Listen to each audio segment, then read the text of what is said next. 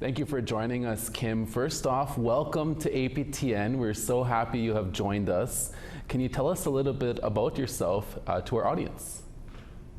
Hey, Creason. Yes, thank you for having me. I'm actually from a very small part of Quebec called Saint-Anne-de-Sorel, and I grew up with a French Quebecer father of Irish ancestry and an Anglo-Inuk mother from Nunatsiavut. So when people ask me if my first language is English or French, I think it's both. I'm perfectly bilingual, which is an asset in this province. But despite that, it is my first time working in French, so a little nerve-wracking. I was trained as a teacher for deaf students, but I dreamt of working in broadcasting, and I was able to make that happen when I was hired in radio right here in Montreal. It brought me to Winnipeg and Ottawa, and then back to Montreal.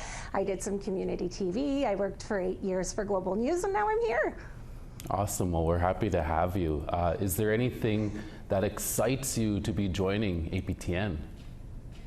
Well, to be honest, working in French is exciting, despite having to shift my mind to thinking in French. That's not easy. But I think what's the most exciting is that my husband and I have two little Inuk boys, and I want to be able to give them knowledge of the community that I didn't get much of growing up. So in our household, we were always celebrating being Irish, and I'm actually quite involved in the Irish community in Montreal. I was Irish Woman of the Year last year for a local organization. So I'm kind of hoping to get involved in the Indigenous community as much, and then to be able to give them that part of their culture, our culture, that I didn't really get much of growing up.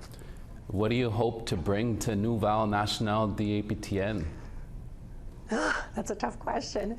A new voice, someone who grew up on the outside, kind of wanting to be a bit more on the inside. I'm very passionate about understanding and using the past 20 years of experience to bring it into a field where I can do good. So that's very a passion of mine. I want to bring a touch of warmth as well, because I know that often news can feel a tad cold. I also hope that some of the viewers that got to know me over the past 2 decades will follow me into this journey despite the switch in language, and maybe allow them to start their own conversation and reconciliation process through learning more about the diverse Indigenous communities that we have here in Quebec, because there are so many, and of course the challenges they face. So for me, that's something that I'm hoping Nouvelles will bring to them and will bring to me as well. I'm asking you the hard questions. You're in the hot seat today. What do you hope audiences will take away from you as our new host of Nouvelles? That a smile goes a long way, that a conversation is key. If we want the world to understand, we have to start a conversation. We have to maintain that conversation, even if we don't agree with one another.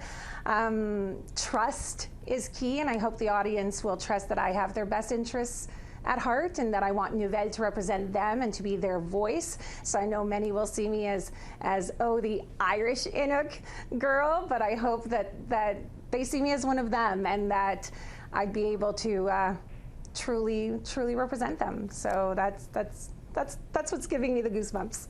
Well, hi. Thank you so much, Kim. We really appreciate it, and we look forward to seeing you on Nouvelles Nationales every Friday. Nick Cormick.